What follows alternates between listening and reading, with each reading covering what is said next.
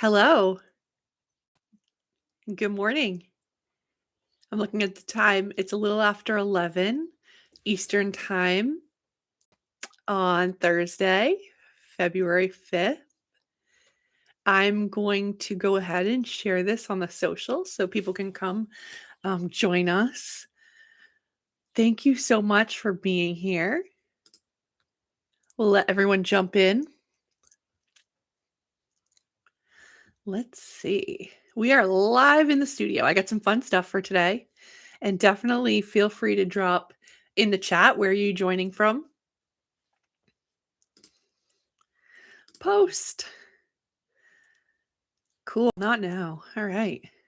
So, hi, everyone. My name is CarrieAnne Cormier. I'm the host here of the Carrie Show, is what we're calling it here at Bank Smart Studio. We'll get into a little bit more on what Bank Smart Studio is, but let me tell you a little bit about me. My background is in financial services. I have spent the greater part of my career as an executive at both banks and credit unions, and I'm currently taking a much needed sabbatical to pursue some fun passion projects, this being one of them. So thank you so much for joining. And it's really helped to fulfill a creative outlet for me and just share some of the wild ideas that are in my head. And I've always told my team that it's really funny. I can't sleep sometimes and I have to just like write pitch decks. I know it's like really crazy.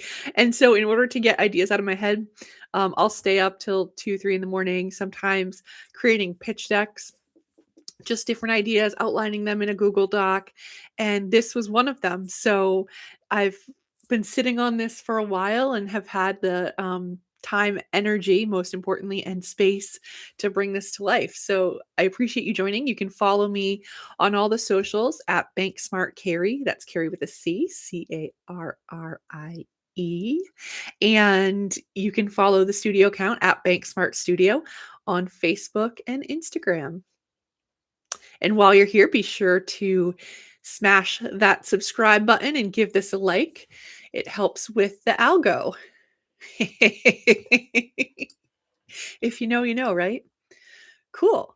So interesting. If you watched the last episode, we somehow got into a quite fun chat about mergers and acquisitions. And if you're in the Northeast, which is where I'm based about 45 minutes west of Boston. And so I'm up here in central Massachusetts.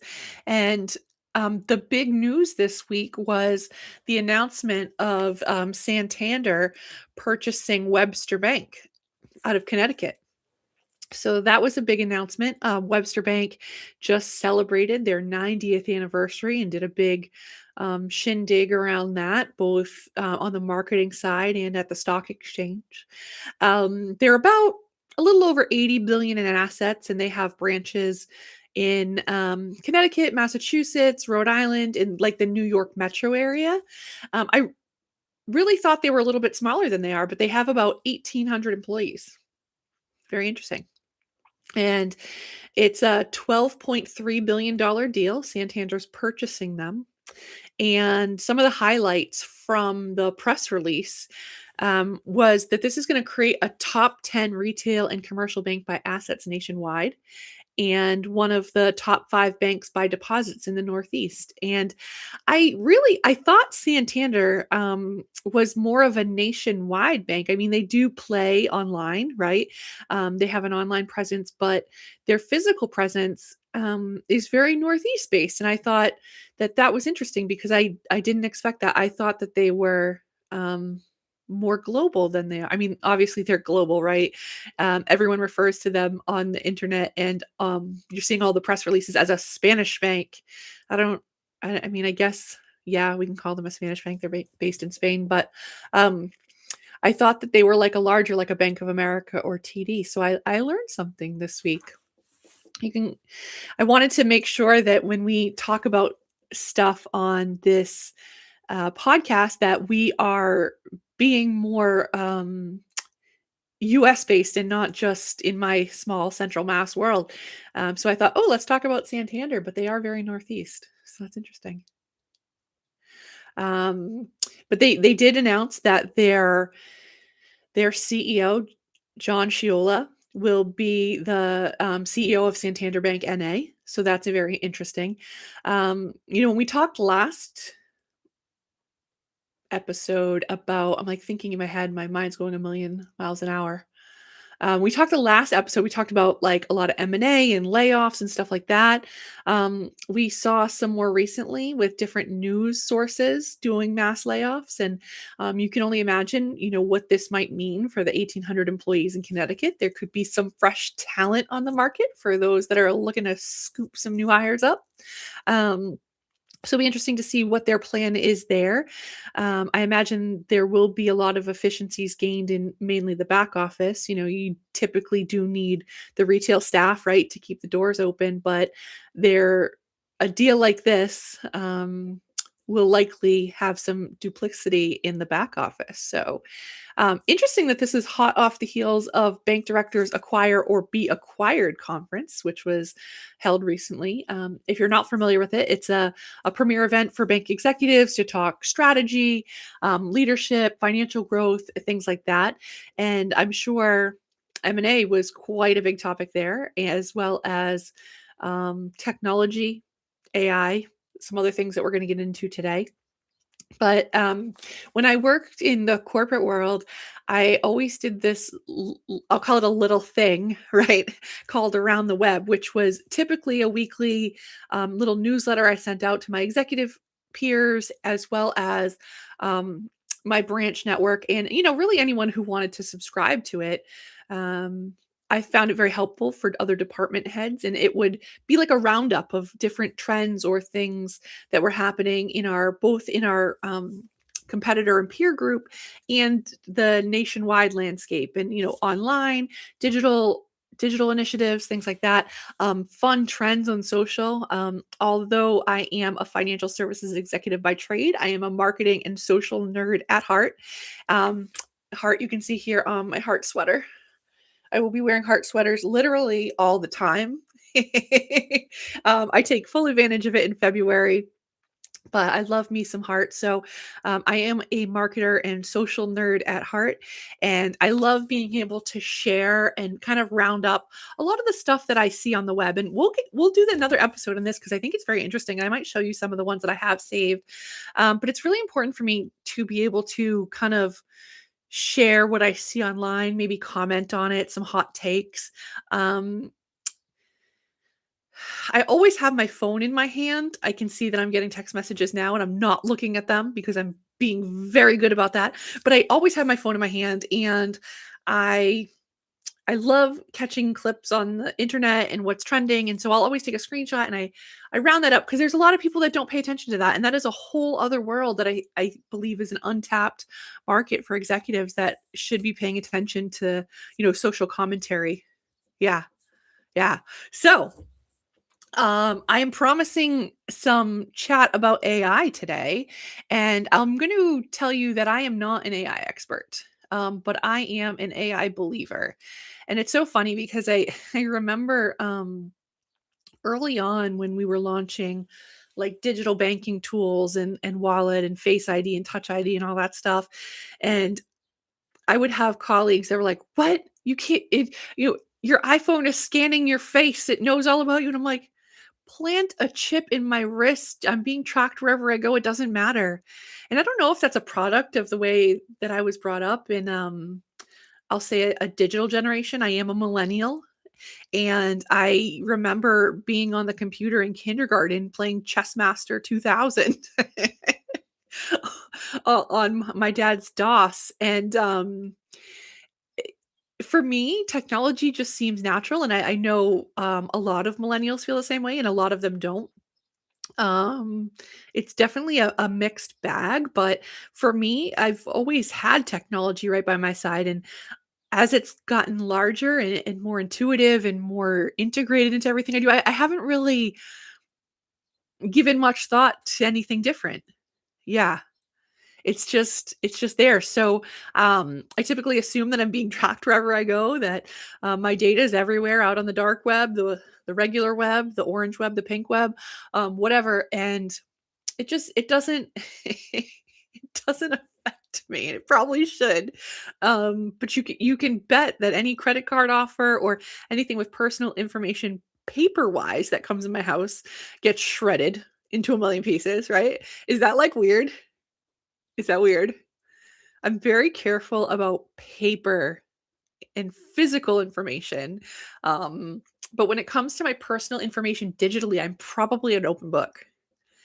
Yeah, as you can see, my socials, I'm pretty much out there, but, um, so where was I going with that? Oh, yeah, so in AI, it doesn't really phase me, and it probably should. I think this is something that I wanna look into a lot more and understand better, the back end stuff of it, but for those of you that are trolling your socials like I am, you're seeing this latest trend about, hey, ChatGPT, take everything you know about me and make a caricature, right? Are you seeing that on your feeds? Hot off the heels of the December trend of make me a sparkly candy cane in a silver jumpsuit trend. That was a moment. You will not catch me doing that. Um, I will admit that I did the candy cane one just for me to look at. It was kinda funny, um, but I'm never gonna post it because these things look nothing like the original person, so you're like, "Okay, that body is not yours. Those teeth are not yours," but they're funny. But everyone's posting the caricature trend right now, and it makes me think of, like, AI in financial services. Yeah? And I'm gonna tell you a little story, and then you kinda know where I'm going with this. Probably about a year ago. Now, when has ChatGPT gotten, I'll say, popular, right? So if it made it to me in about when did I maybe 2022, 23? Does that sound right? When I started using it? Okay. So if I'm using it in around then, right? You know it's probably been around for a little bit longer because I would not say I'm an early adopter, um, but I would call myself a fast follower. And so I'm using it with my team and we're talking about different things and I'll get into that in a little bit, but um fast forward to about a year ago. Okay? So let's just say 2023 to 2025. So 2 years later, okay? Um I'm sitting around a boardroom table with a group of, we'll call them senior leaders, right? And the head of IT, who is in a senior vice president role, goes, all right, we have to talk about AI. This thing's getting really big, getting really big. AI's coming. We got we got to put controls in place. We don't want we maybe we should block it on our computers. We don't want those people using it. And I'm like sitting there and I'm like, I'm taking it all in because let's be real. A lot of these times I'm an outcast in this situation. Um, because I have these thoughts 2 years ahead of time and who wants to listen to that, right? So I'm sitting there listening and another executive goes, "Yes. Yeah. Yeah, we don't want those people using AI in the branches." The branches. No, we don't want branches using AI. Oh my god, I'm like, okay, all right, okay. So you can talk about those people all you want, and you can talk about what we should do when AI comes and steals our jobs and gets our information, right? But once you start talking about my branch teams, that is where I jump in. Okay. You do not talk about the branches, okay, without me interjecting my 2 cents, right? So I'm like, okay, all right, regroup, hold up. Can you explain to me what you mean? Well, the branches could be using ChatGPT. I'm like, okay. Um, when you talk about those people, look around the room, okay? Because if you're putting restrictions or guardrails in place for those people, you're talking about each and every one of us. Because I'm going to tell you that everyone sitting at this table is actively using AI. Gasp. Well, I just use it to, like, spell check. Okay, yeah. Yeah, that's using AI. All right, and when you ask it how to rephrase an email, that's using AI, and you know what? Oh, weird, when you type things into Google, that's using AI too. Oh, isn't that cute? Oh. Oh, and you know what? Some of the vendors that we purchase and partner with, oh, yeah, they're already integrated in using AI, and you're using that. Yeah, so, before you come with your pitchforks for the branches, um, let's look around the table. Yeah. Let's look around the table because AI's been here for a while. And I am not going to pretend like I'm an expert on this. I am a casual user. I am a passionate user. I think it's very helpful and has been great for me being a one person show, being able to bounce ideas off myself when I'm maybe in a creative slump, right? Um, but please don't be so misinformed that you think you're not using AI and that the branches are all of a sudden gonna start using it for what? To send an email. Oh my goodness. Yeah. So, um, so I would say that's 2 years too late, and the topic started centering around, well, I hear regulators might start asking about an AI policy. What if the auditors come in? Okay, let's put this in perspective. If you are a head of IT, and you are as good as you say you are, you should have had an AI policy minimum 2 years ago. Okay. And this is not to shame anyone. If you're at your financial institution now and you're like, shoot, snippets, we do not have an AI policy, that's okay. Okay. I am not here to shame. I'm just here to bring a little perspective and we can talk about it. And what does an appropriate AI policy look like? What should we have in there? Um, I'll give you an example outside of financial institutions that really made me think. I have a series of doctors, and it just so happened probably when was it? Maybe in the spring. So probably around the same time, spring, summer. Okay. I'm at my doctor's appointments. One was virtual, one was in person. And we'll start with the in-person one. So my doctor says to me, hey, I just want to let you know that I'm going to be recording this session if that's okay with you. I'm using this new tool integrated into my portal that allows me to record this, and it summarizes notes in my writing style and my practice style. And I'm like, wow, that's really cool. This happened to be my therapist, who is phenomenal. And so I'm thinking, like, yeah, man, if you do not need to write down all the drama on me and AI can record it, by all means, please work smarter, not harder, girl. So again, going back to my like millennial thoughts of like, yeah, okay, you know what? If my deepest thoughts come out on the dark web, more power to them. I pity all of you.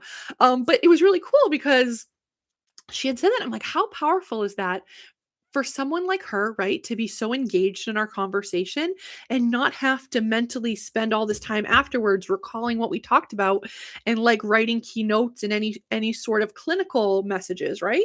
Like I think that's so awesome. And coincidentally, my primary care, maybe I saw her a week later and she was so the therapist was in person at the time and then the primary care was virtual. And so we're doing our Zoom meeting and she's like, hey, do you mind? We have this new thing integrated into Patient Gateway.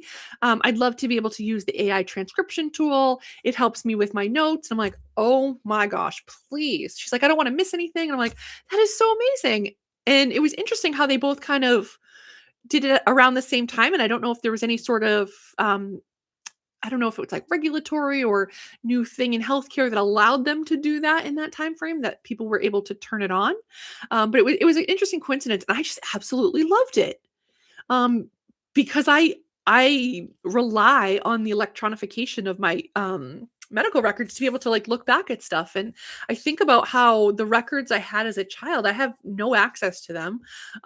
They were in paper form that have since been lost somewhere, so literally my medical records that I have I rely on, like, a little notebook that my mom gave me that has my immunization records, that may or may not be up to date, and then, anything I have starting in probably 2017. Like, isn't that wild? But now with this, like, both the, electronification of medical records and now this AI tool, like, I can go and be able to look back at it and take some ownership for my health as well and recall some of the information. Oh, good. Yep, we talked about getting blood drawn before my night. Like, that is so helpful. Like, if you read those notes, they're incredible. And it made me think of like banking and what if your banker did that? Like, there are so many things AI can do in banking, and we're not even going to scratch the surface. But if you think about just your conversation with your banker, right? Let's call it at the front line. Let's assume we're in a traditional brick and mortar, and you're sitting across the desk from a CSR or a solutions advisor or a universal banker, maybe a universal banker too. Who knows? I love my retail peeps. Um, you're sitting there and you're having a conversation. What if, let's assume in this magical world that you also have a CRM available as a banker, right? And you're able to record notes, which we know are only as good as what you put in there. Commercial. Um, so if you're not recording notes, there's nothing to look back at. But if you're able to record and have a summary, like AI transcribed summary, think about how that would transform like service centers. And now I know that when I go in, I see, oh, you called, here's a summary of the issue. Like how much time that saves. Not having to be like, oh, okay, talk to Sarah, and this is what we put in there, and this is she wants a fee rebate, and I talked to her about a home equity or a line of credit. Like, oh my gosh, what a waste of time. No wonder some of that stuff doesn't get done. And unrelated, if you want to talk about around the web, there was a great article in the Financial Brand about it was really about like trigger marketing and personalized offers and right moment in time. But there was a good quote by a former colleague of mine who is doing incredible things over at another financial institution. And she talked about it's only as good as the data that you have and the importance of cleansing data. And I think this is where again, just at the branch level, AI can be so helpful in getting that data into the system and being able to recall it, right? Like I would love that. And then think about this too. Like if you were able to, let's assume in this wild wild world that banks actually wanted to help. Okay, like I get it, I get it, I get it. Love me community banks, love me some credit unions. They do want to help. They say they want to help so bad. They don't know how to. And I think some are really dabbling in it and doing a great job bringing this financial wellness coaching model.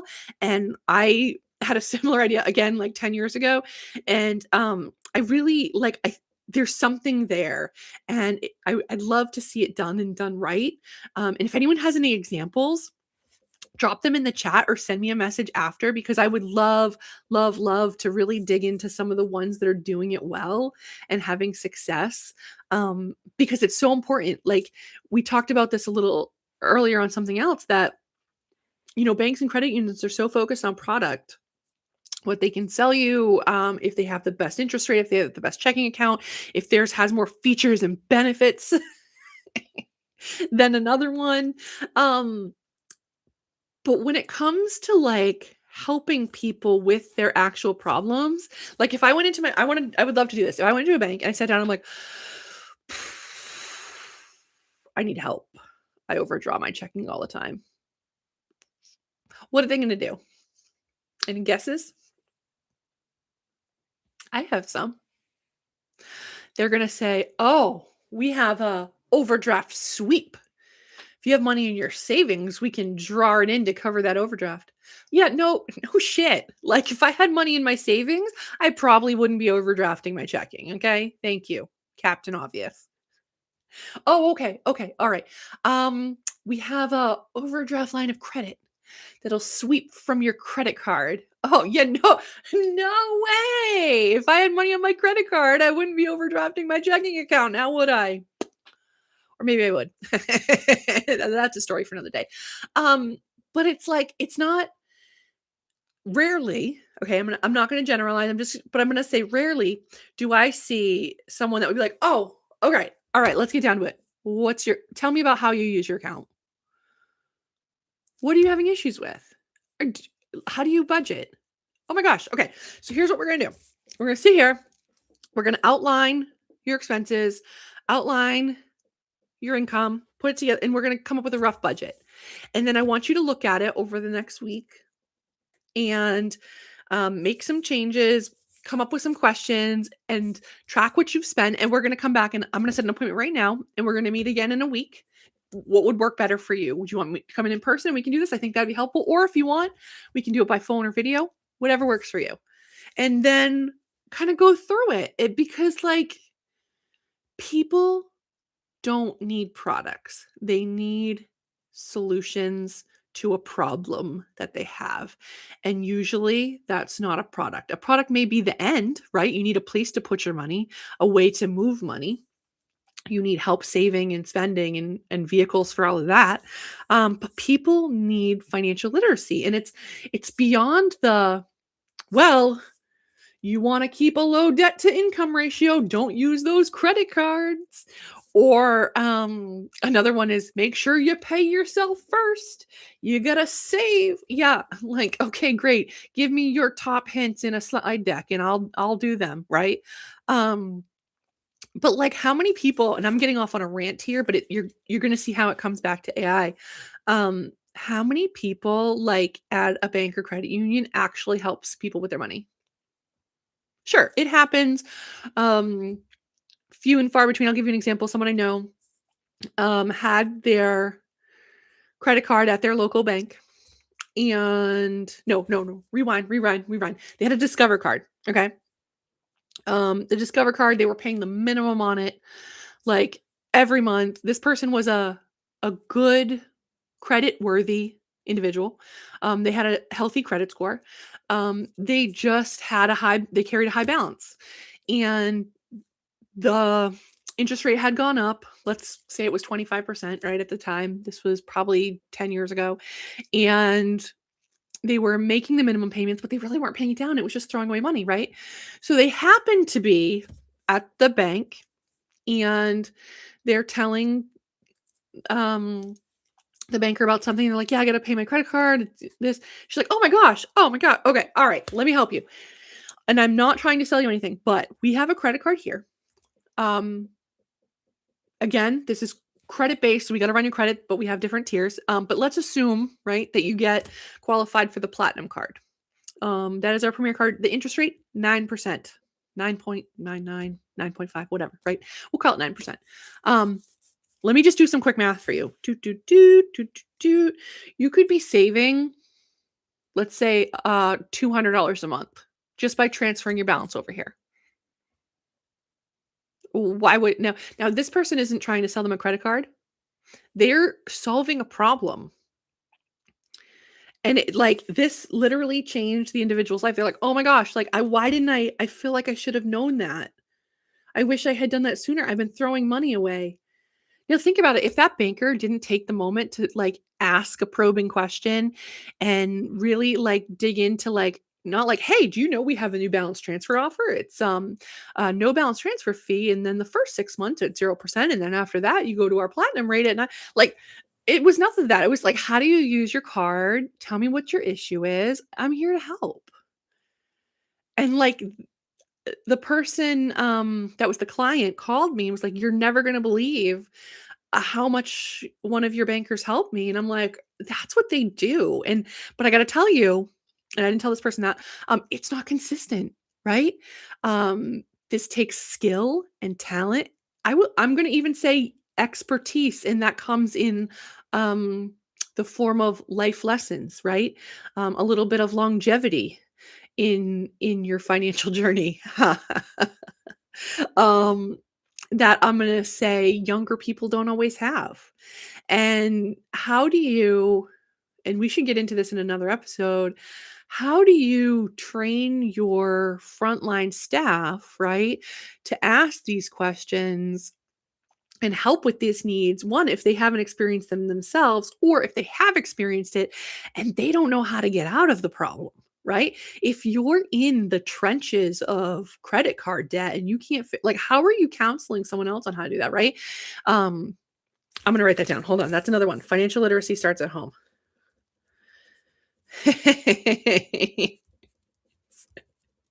This is so fun.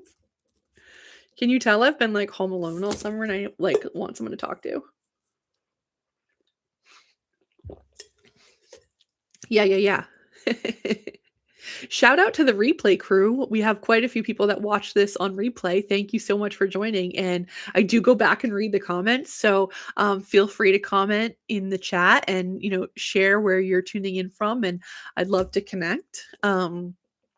So as this kind of gets back and relates to being better bankers on the front line, how we can use AI to inform the way we support our customer base, right? And there is so much out there in regards to technology and how it could analyze transactions and actually present good cross sale solutions and not just if checking account above $10,000 offer money market, if money market above $50,000 offers CD. Like, come on. How many of us are still using that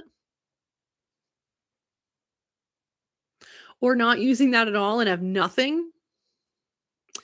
It's wild. And we're going to see how quickly it transforms in like months, years. Like, it's just happening so fast. And I think it's incredible because what things looked like a year ago is so different than what it looks like now. And what it's going to look like in a year is going to be even more transformative. But for the consumer side, um, it has a great way to benefit. Now, take the doctor example. So now I'm a patient and I'm able to go into my portal and I'm able to review our coaching or I'm getting ahead of myself. You know where I'm going now.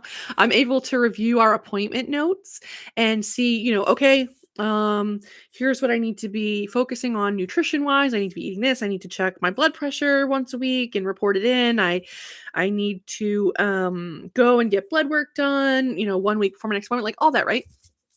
Something to look back at. Now, translate that into the banking world, right? Imagine if there was a portal that talked and documented our financial coaching. Yeah.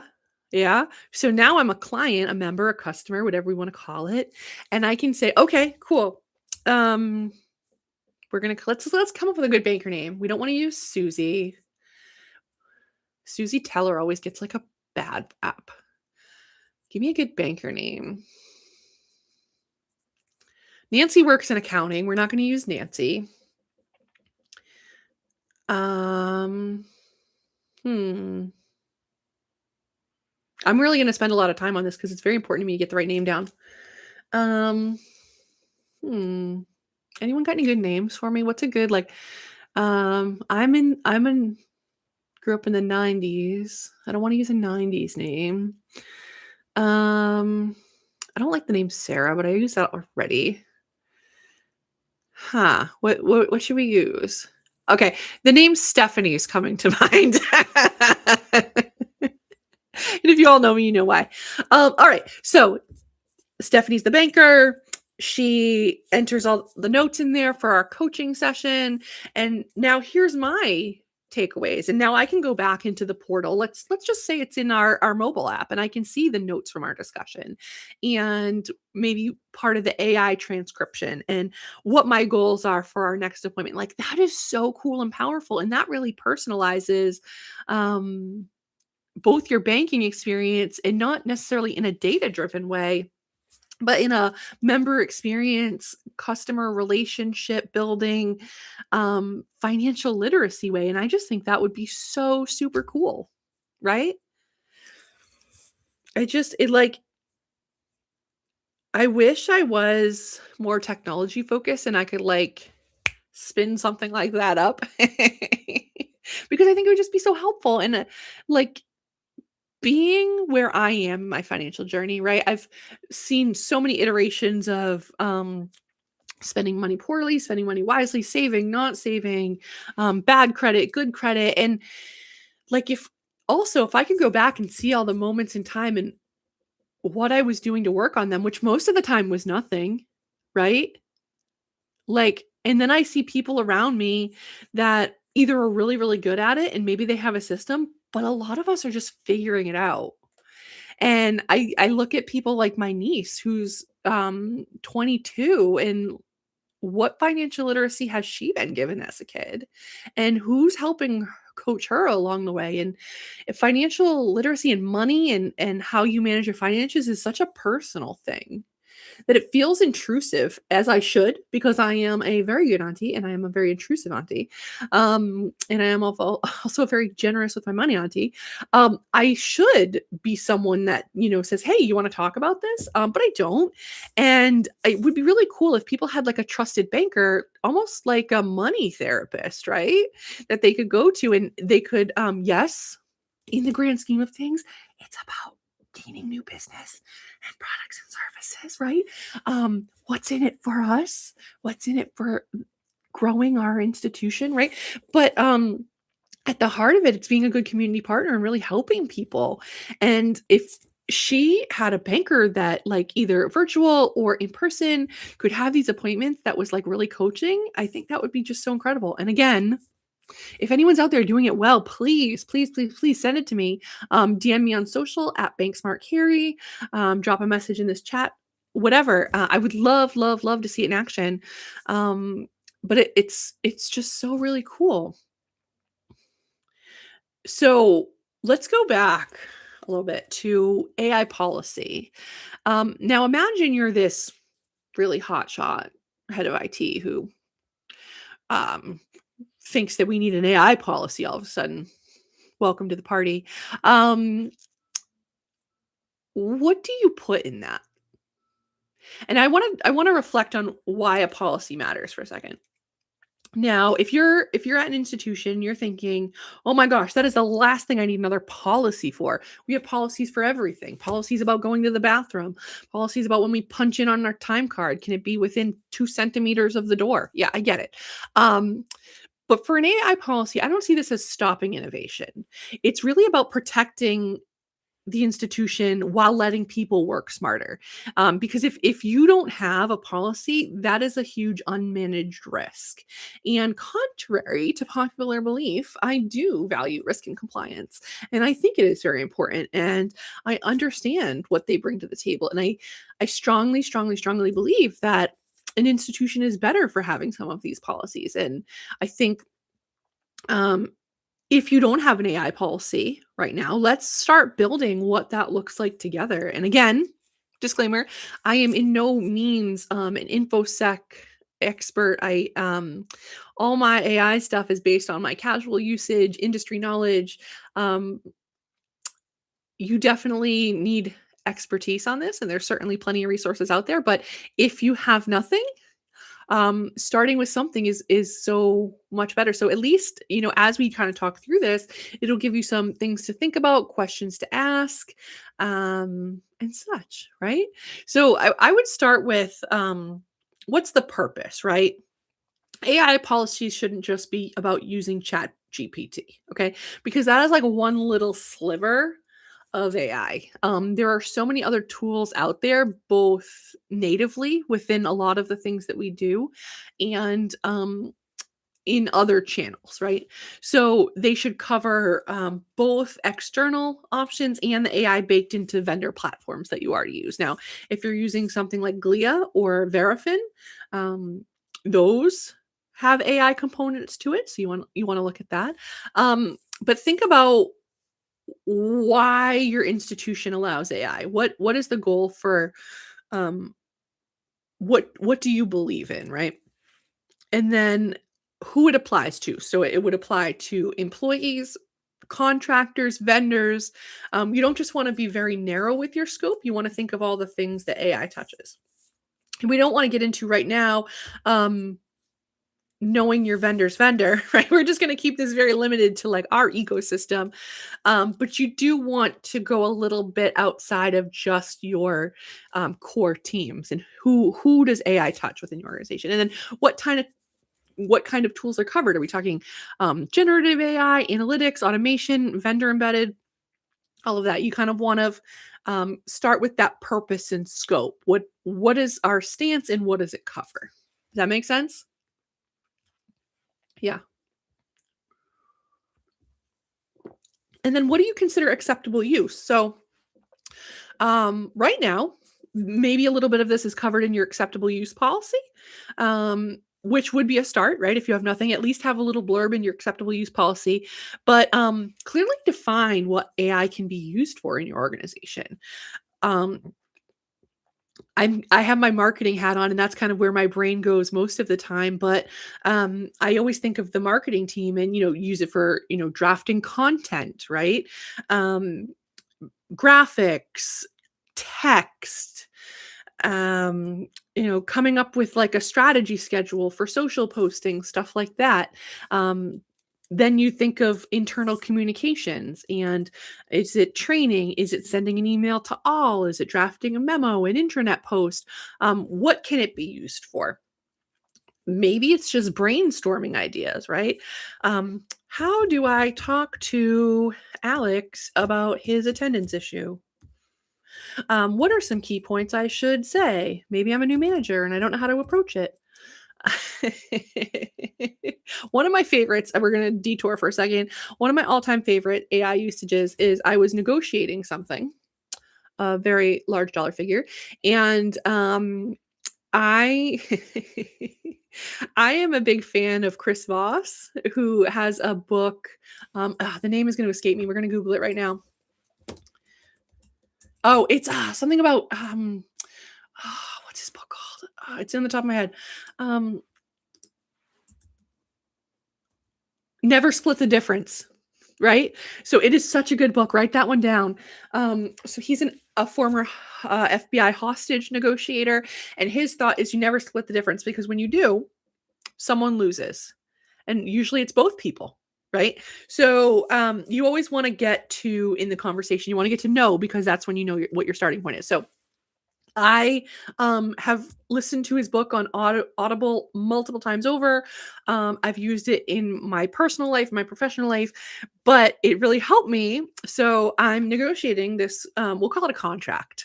And I said, okay, pretend you are expert FBI negotiator Chris Voss. How would you negotiate this? And it gave me some really good tips on winning phrases to say that would prompt a response, and the response I was looking for, which was like so good, right? So think about it in that form. Like, it could give you some tips on how to talk to an employee, and here's the situation, and what are some ways I can say that would help me get to a positive outcome. Put on this kind of hat, through the lens of this individual and what you know about them. I think that is just so cool. So it's great for brainstorming like that. It's great for role playing, and bouncing different scenarios. It's great for summarizing. We're going to say non-confidential information, right? So say you're taking notes about something. Hey, summarize this and clean it up in a way that's easily digestible, maybe a memo format, right? We'll make sure it's like, here's the interaction. I want to summarize it. Now we're going to put it into a memo. So it helps with formatting, improving productivity and workflow. I was working with a team that, and if they're watching, I love you guys so much, that they needed help with, how do I say this? And I'm like, this stuff like comes to my head. I have different ways of saying things, and I'm good with words when I have the time to pour myself into it. I'm not always great with words like off the top of my head, but I can write. And they kept coming to my office, and after a while I'm like, can you just ask ChatGPT? And they're like, what? Huh? What are you talking about? So I show them, right? So then they were able to craft performance improvement plans for people. They were able to write certain emails and memos, and it was just so well polished. And I understand that writing is not a skill everyone has. Individuals that I work with all have really incredible skills, and I don't want writing to be one of them for all of them. They are much better at other things. And if they're spending hours trying to write and perfect and make sure that they're considering all audiences and considering the tone and considering the punctuation, they're not doing the things that they're really good at. And that like frustrates me to no end. So if I can help them with a tool that takes hours off doing annual performance reviews that like to make sure that they're well worded, like, please give me the AI. Like we said in our last video. Like if you have to do give me the AI. So it makes so much more time for them to do the things that they're really good at and coaching and developing teams and leading. Like I don't want you to spend your talents trying to come up with a synonym for something. Like use your resources, right? So when it comes to developing a policy, you want to think about what are those acceptable uses for. Um, Obviously, we'll get into data privacy in a little bit, but you don't want them dumping tons of member information into ChatGPT and saying, "All right, here's what I know about this member. Can you help me? Recommend a product and this and what you know about them." Like, no, you don't want to like. Bad idea. Bad idea. But when it comes to all these other things, like there's not a lot of risk, right? And so why do you want to shut the door right away and say AI is bad, no chat GPT, lock it down? Nope. The tellers can't use it. We're restricting it on their PCs. It's always the tellers. Those branch people. When it's such a good tool. So make sure you define what it can be used for and what it can't be used for. So member and customer data. I would say right now, with what most banks and credit unions have, I'm going to lump in credit decisions, right?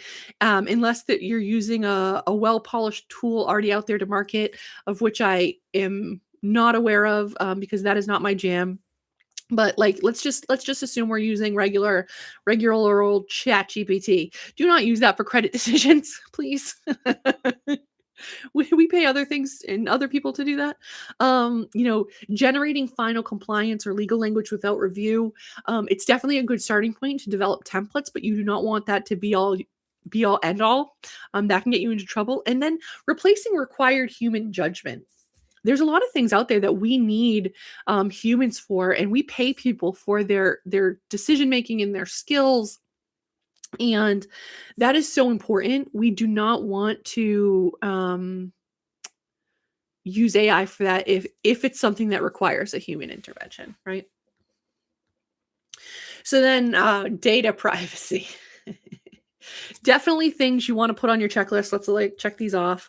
MPI, PPI, account number, socials. I would even go with names, right? Like I understand that some of that is public information, names, addresses. So don't do it. Don't do it. So that's off the list. Internal reports, member communications, confidential strategy docs. I would be leery about that too. Have I done that? Absolutely. I tell ChatGPT my life. I have uploaded my own personal documents in there and asked them to analyze it. Definitely not company docs. No, that would be bad. But like, and then consider the openness of the tool, right? If you're training public AI tools with your institution's data, there could certainly be a risk there. So it should note that assume that all public tools retain that information. So you want to make sure team members know this, and we'll get into education in a little bit. Assume that anything you put into these tools is retained forever and could be printed on the front page of a newspaper. So you want to be careful. And then when it comes to like, I just said member communications and strategy docs, like that one's a delicate one for me. Obviously, I guess I'm going to say obviously, right? Yeah. You don't want to upload your strategic plan to ChatGPT and say, give me feedback. But I've definitely used it for like bouncing communication ideas on, like hypothetically, right? If you're going to do a mass layoff, again, hypothetically, and you're looking for ways to spin it with some key points that tie into X, Y, and Z. One hypothetically could be a merger. One hypothetically could be promotions. And then, let's see, what would something else? A merger, promotions, like a restructure. So you're doing a layoff announcement. Yeah, and you're trying to put a positive spin on this. So you enter into ChatGPT. Here are the people that don't know they're getting laid off, and here's how we're restructuring it. Like that, there could be a blurry line there. Would I do it? Absolutely. But I think as you're looking with your organizational lens, that would be something that you'd want to be a little sensitive about. And then, what is AI's role, right? So when you are using this tool, what is the role and what are you holding it accountable for? So I would say that it should be an assisting tool, not a decision maker. That I think that's very important. You never want to go back to, well, AI said that I should take this action. No, no, no, no. That's a bad idea. It should never be the final authority for things like lending decisions, collections, fraud determinations, HR or performance decisions. Again, unless you're using a dedicated tool that you've licensed specifically for that. Like, so if there's a really badass collections or credit tool out there that bills themselves as that AI, absolutely. Like that is an own risk assessment and determination on its own. But if you're using like ChatGPT, say, all right, here's what you know. Should I fire this person? That's never should be the final thing because heaven forbid that comes back and you may, oh, why'd you do that? Well, ChatGPT told me to lend out $500,000. Well, that was a great idea. You're not going to have a job anymore.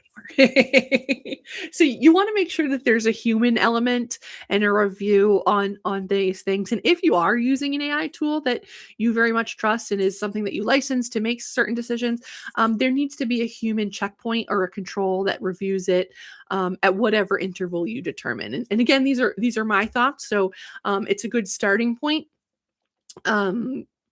But you want to customize it and refine it to what works for your institution. And then definitely when it comes to oversight and accountability, what is the accountability? So the person that owns that outcome, not the tool. So if something happens and ChatGPT was involved, who does that fall on? What are the repercussions? So just kind of think about that as you're building your policy. And then just next one I would say would be aware of AI's mindset, right? You have to kind of balance. These tools are great for a lot of things, but I find even when I use them, so I'll use them to like help me brainstorm social content because I can do it, but it takes me like a while, and then I'm like a one person show over here, which I will say is quite enough. But when you're trying to like balance video editing and content creation and strategy development and clients and stuff like that, how you flare your social posts may not be top of mind. So I will use it to brainstorm of like, hey, here's what I'm thinking. You kind of know my writing style because we've been best friends for so long now, ChatGPT. What Give me some ways to say it, and then I'll refine it. Like, here's what I like, here's what I don't like. Say this with a little more bank smart Carrie sass. And then ChatGPT's like, you're right. There is not enough sass in here. What I struggle with sometimes is ChatGPT doesn't push back enough. So I was talking with someone recently, and we were having a great virtual lunch date, and we were talking about how they use AI. And she said, well, sometimes I say, ChatGPT, put your cynical hat on, and I want you to really analyze and critique this. And so I started using that. I didn't even think of that because I'll say like, wear your marketer hat or wear this hat, but I've never really said be a critic. And I think that was so cool. I really took that nugget away. And so now I've had ChatGPT be more critical of me, which I love, instead of being like, yeah, you're right. That's great. That's great. It reminds me of someone I used to work with that was always like, yeah. That's a great idea. I'm like, you're so wonderful. I'm like, shut up. You're just saying that to shut me up. Like, I want criticism. I want feedback. I want to improve and grow. And I don't want ChatGPT to just like give me a spit out because it's not always right. I was analyzing some numbers for something using it and it gave, and I'm like, I don't think that's right. So I asked it a clarifying question and said, did you do this and take this into consideration? She's like, oh yeah, yeah, you're right. We should have done that. Like, oh shit, you should have done that, ChatGPT. This is what I pay you for. God. So AI can hallucinate, it can have a bias. I don't know if you read an article, it was maybe 2 years ago, that AI was starting to develop seasonal depression. So I really love this, and I'm gonna have to find it and link it. I'm gonna write that down. That it could tell that at certain times in the year, people were different, and so it started developing a seasonal depression, and the responses reflected that. But it can also return a bias, a cultural bias, a religious bias, a geographical bias, right? Um, and then be very cognizant that all the outputs are not facts. I did a quick search this morning on something because I wanted to get some notes from the Acquire or Be Acquired conference. I said, just give me a rundown. And it returned half stuff from 24, half stuff from 25, and some 26. And I go, even though I had said the one that happened like last week, if I had just taken that as like, okay, yep, here's the hot topics, I would be reporting and commenting on something that was very old, and I would look like an idiot. So I didn't use that, but I was able to look at it and like cross check, and they're like, oh yeah, yeah, yeah, thanks for mentioning that. Here's the stuff from 2026, and even after it did that, I don't believe everything was from 26. So make sure that you understand what those biases are and that the facts aren't always what they seem. And then look for in your policy, how do you validate the outputs? And then what happens when AI is needed or is accidentally used in sensitive areas? What are the fallbacks, the repercussions, the contingency plans? You want to have all that kind of figured out. And then kind of um, tying it all back to your existing regulatory and compliance framework. So, how do you use it within the existing framework, within vendor management? Is that a question? When is it asked? How is it asked? What's the risk rating? What are the record retention rules? That's an interesting one. Have you thought about that? I didn't until recently. So think about that, right? If you're a financial institution and you have certain record retention rules, and that goes as far as your physical data, your electronic data, what about your AI data?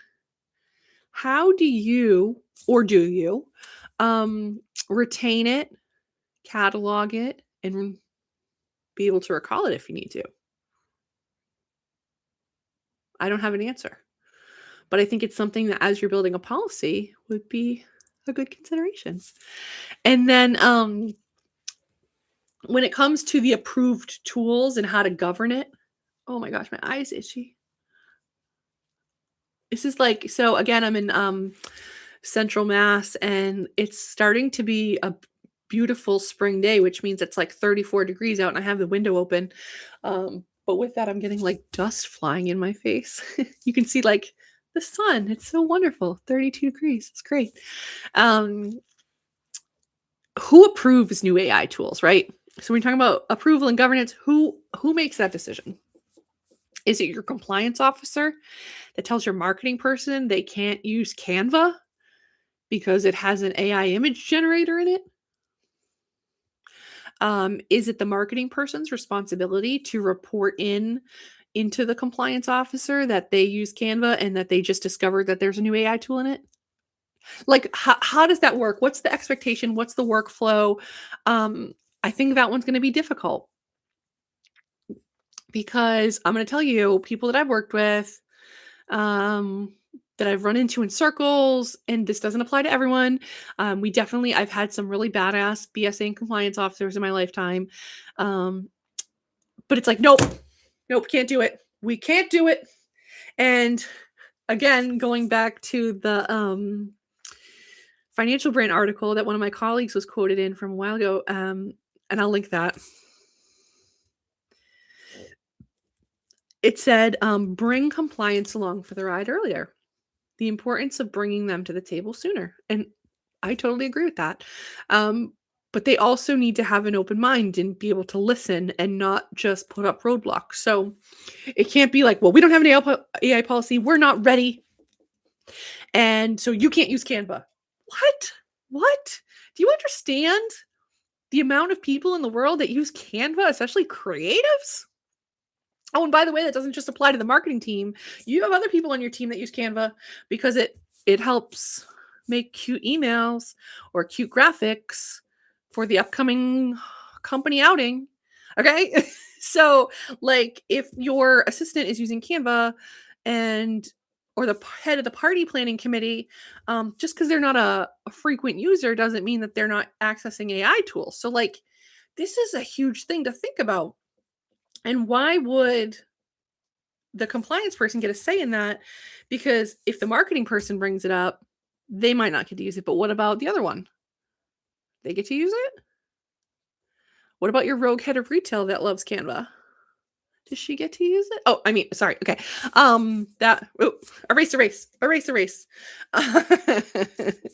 And is it only approved tools can be used? How are exceptions handled, right?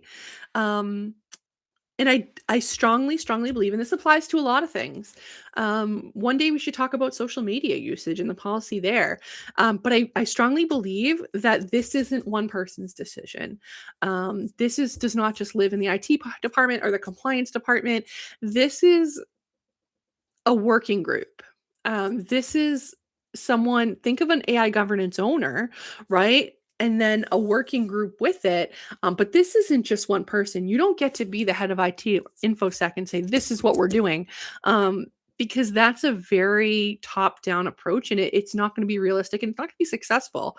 So you don't want to put a policy out there and create something that's just going to open you up to more risk, right? So a regulator comes in, an auditor, and says, okay, here's what you say you're doing. That's not how it's happening in real life, right? So it definitely having a collaborative and a team approach, and this goes with a lot of things, is so, so, so important. I would say almost towards the end, we probably next things would be training and then repercussions and enforcement. And we've kind of talked about that over the course of this, but training. There should be AI training for all of your teams. And it doesn't have to be the scary dark web AI, like, don't put this, like, no. Like, you need to educate people. What is out there as far as AI? And I've worked with teams that have been lucky enough to work with a really good digital strategy guy.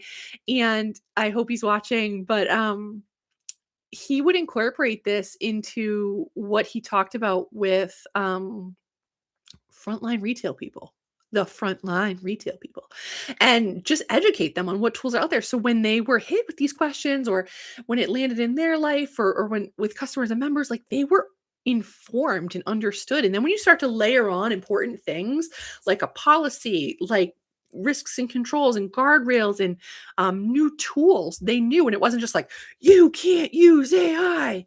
Like it helped them understand like where it shows up in their personal life and in work and all that. And I think that's like so important and so cool.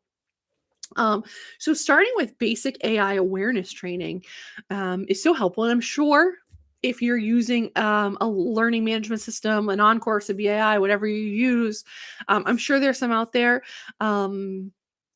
I think that there needs to be more options, more realistic options, more off the cuff training options. And we might see those coming soon at the studio. But ones that really land it in life, because when you see all these other things, sometimes they get very antiquated and they're very general, and they need to be a little more relatable. Because we all know, you have your training, you're like, next, or I'm going to put it up on this screen, and I'm just going to go through. Okay, yep, next. They're not watching it. It needs to be more engaging and exciting, and to be able to be understood and digested. But then talk about like ongoing updates and tools as they evolve. So if you're lucky enough to have a really cool digital strategy guy and he's on top of the updates and sharing them, that's wonderful. If you are the cool digital strategy guy or girl, I'm a digital strategy girl in a passbook savings world most days. But, if you're an IT person, infosec, if you're compliant, like, find someone that's the point person that's sharing these ongoing updates with the tools as they evolve. Maybe it's in your around the web.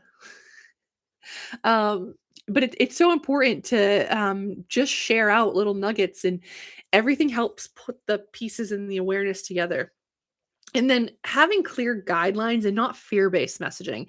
I was looking in a forum for community bankers and credit unions, and it's an online, and there was something about hey, do you want to share your AI policy or something? And someone posted like, here's what we sent out as an email to all, and I'm like, oh gosh, oh god, I should snip that. It'd probably be really wrong of me, but I might do it anyway and take out the identifying information. But like, here's the email we sent to all. And it was so fear-based. And I'm like, if I got that, I would be like, who did what? What happened? What, like, was there a breach? It was just so scary and awful. It was succinct to the point, but it didn't paint a message. It didn't inform, it didn't educate. It definitely didn't make any sense. You just got scared. So I think that training and education is so, so, so important and staying on top of it. Um, I'm going to say that, like, finally, we kind of hit this in other areas. Enforcement. What are the repercussions? What kind of disciplinary action if someone steps outside of the box? What if someone puts in a bunch of member or customer information? I've used it for aggregating employee information, specifically anonymized. So um, I have taken employee survey data. It's all very clean and no identifying information. It's all like binary, like yes or no, and then narratives, right? And I've put it all into ChatGPT for, let's say, 2004, 2005, and said, hey, give me a data analysis and trends. Are you seeing themes in the tone of the narratives or the words that people are using? And that has been so incredibly helpful because, again, I'm like a data nerd. I love doing this and I would totally do this. But when you talk about what are people's skill sets and what are they good for and where are their talents best used, my talents are not best used analyzing data every day and sitting at my computer for like 12 hours a day for like a week, putting together an analysis of employee survey feedback, using your tools to work smarter, not harder, and putting it all in there and getting the trends, and then definitely verifying it. But it's so helpful. But what happens if someone does that with something that's outside of the box? What does that look like? And what does that look like for different levels? Is there different levels of usage or expected usage? Right? And definitely consider it in conjunction with a subsidiary of whatever you want, your information security policy. Like these should go hand in hand because AI is so integrated into everything we do, right? Yeah, yeah. So I hope this like gives you some tidbits about what to think about, what you should do as you start outlining it. And if you haven't started your policy, don't feel bad. Like I'm not ragging on you. I'm ragging around people that talk down to branch staff. Because I will always be the Lorax and I will always advocate for the trees. Um but there was an interesting article. You think about what we just talked about, all the data, the customer side, everything. There was an interesting article in American Banker today or yesterday that talked about one of the things in AI that doesn't get mentioned much is the fraud that is starting to show up internally. So think about the way it can generate images. What about your expense reports and fake receipts? There's definitely a big wave of that AI could be bringing about. So, how do companies not just defend against the AI tools, use them or not use them, but how do they mitigate the product of AI? So the product could be that you have someone submitting a fake receipt, reporting as a real expense, and now that's a whole other issue. But how do you detect that? Right? How do you put control in place to look for that? Another one that I saw recently in a forum was a marketer asking about how do I edit the Google AI response. So if I search my company's name on Google and there's the little summary, the snapshot that Google puts together, how do I edit that if it's incorrect? If they're talking about products and services or rates that aren't right, am I responsible for that? What's our liability as an organization or as a marketing team to one, correct that information or show that we know about it? Um, what's our role there? What's our role in looking for it? Is there an expectation? I don't know. That's really cool. But I saw that recently and I thought it was like super interesting. What else is going on? I think we've pretty much hit this home. I didn't think I could talk for this long about AI. I could probably talk this long about anything. I really love it. Um, where do you go from here?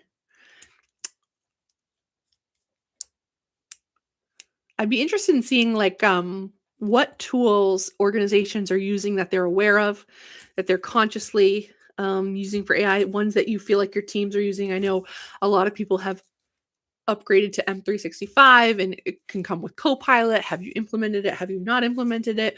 What does that look like? Um, I'd love to get like a list of tools that places are using or monitoring. But I hope this has been helpful. Yeah, cool. Thank you so much for joining. Um, if you have any more ideas as you watch this on live or the replay crew, drop it in the chat. Would love to hear about it. I go back and look at all of it. And so I think AI, not I think, I know AI is definitely going to be a topic that we talk about over and over and over again as it evolves. But I thought this would be a good baseline to start a conversation. And I know a lot of organizations are still trying to figure out what they're doing for their policy. So I hope this helps. Maybe if I'm really ambitious today, I'll kind of outline this and share it as a downloadable. But thank you so much for joining.